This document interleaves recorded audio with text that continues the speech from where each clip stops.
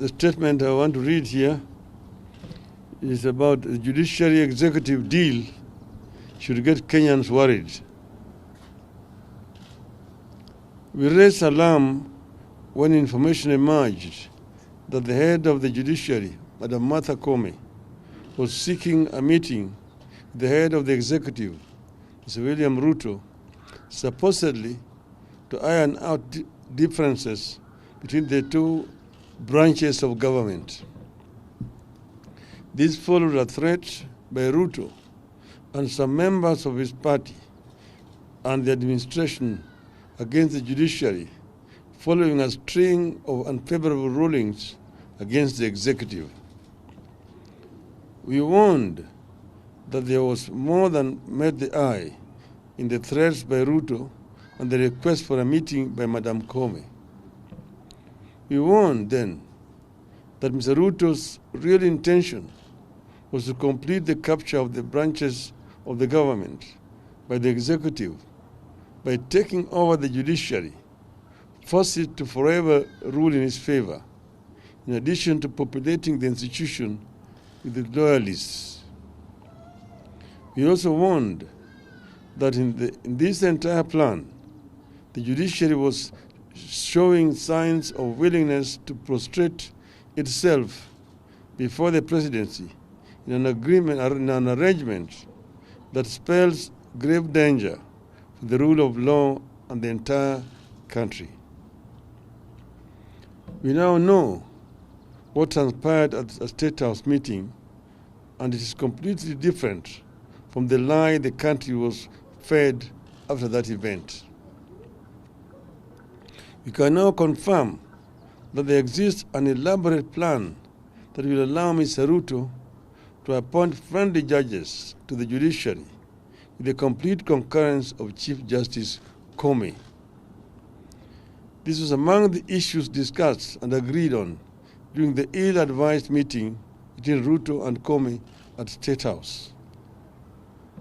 At the meeting, the Chief Justice and Mr. Ruto reached an agreement that will supposedly allow Mr. Ruto to provide additional funding to the judiciary. In return for this additional funding, Justice Koome is to advertise vacancies for 5 additional High Court judges and 11 Court of Appeal judges. This is in addition to the 20 High Court judges advertised last year. As a matter of fact, the advertisement of the 11 judges has just been done today. It is in today's Gazette. In that agreement, the 5 High Court judges and 2 Court of Appeal judges will be for Mr. Ruto to forward to the JSC.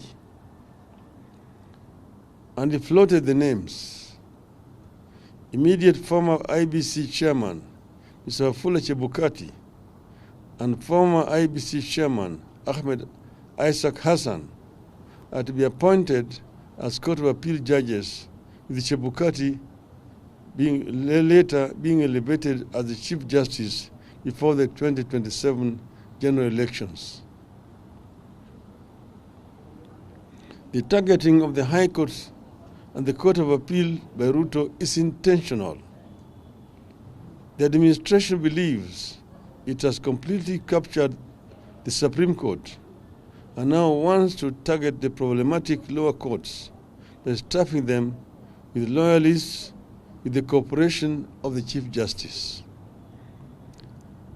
After filling the executive with people of questionable integrity and capacity, and who will remain eternally grateful to him, Mr. Ruto is looking to set up a user-friendly judiciary full of people with questionable pasts and limited capacity. And unfortunately, the Chief Justice is gladly smiling along and playing the ball. Officially, Mr. Ruto is supposed to have agreed to give additional funding to the judiciary. That is a cover-up. The judiciary does not draw any funding from the executive or State House. Article 1,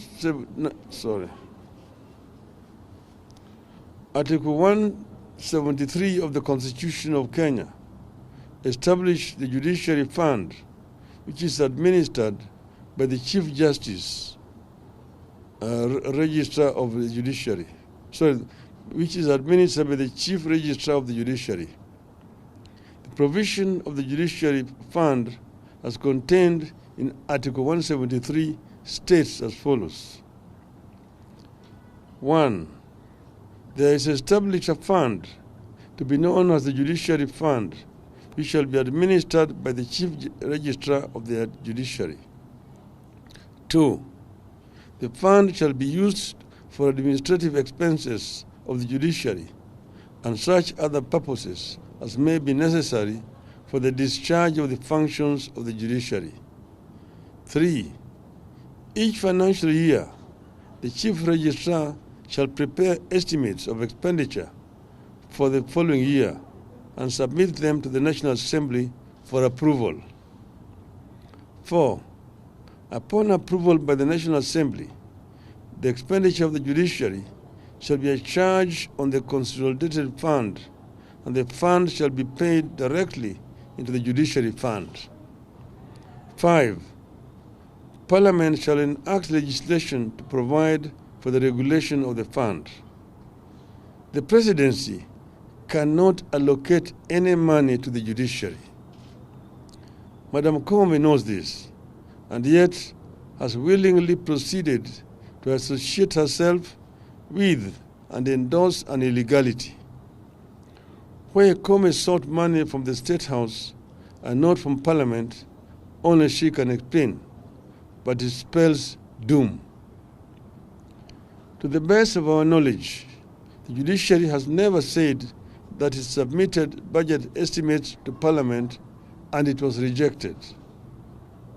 You have not seen any petition by the judiciary to Parliament over rejection of submitted budget estimates, if any. We challenge Madam Koome to prove otherwise.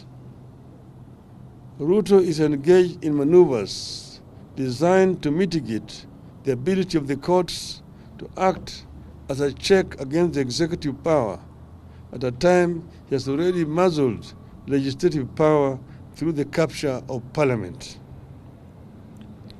And if you want to know that the National Assembly is captured, take note that the National Assembly Speaker, Moses Wetangula, filed a notice of appeal at the Supreme Court challenging the appeal court decision that declined to extend order allowing housing levy deductions. The housing levy is being imposed by the executive, which is also the branch of the government who lost at the Court of Appeal. But it is Mr. Wetangula who has moved to the Supreme Court. What a shame. His loud protests against the court rulings are meant to intimidate and paralyze the courts. The latest move agreed on at the meeting with the Chief Justice are meant to enable him to pack the courts with the Kenya Kwanza friendly appointees. The scheme is further meant to transfer certain judges from the courts to the IBC so that Ruto has a grip on the courts and the election management body as well. Where this country goes from here, should Ruto complete his intended capture of all branches of the government, should be everyone's worry. The capture of the judiciary, of all institutions, the beginning of a steady descent into anarchy. It is the beginning of the embrace of the law of the jungle instead of the rule of law. Impunity and capture of independent institutions by a corrupt executive is what drove Kenya to war in 2007-2008. A repeat exercise seems to be underway, and the results might not be different. And Kenyans have been here before. Still, when the Judicial Service Commission advertises vacancies next week, Kenyans will know what it means and who will get the jobs.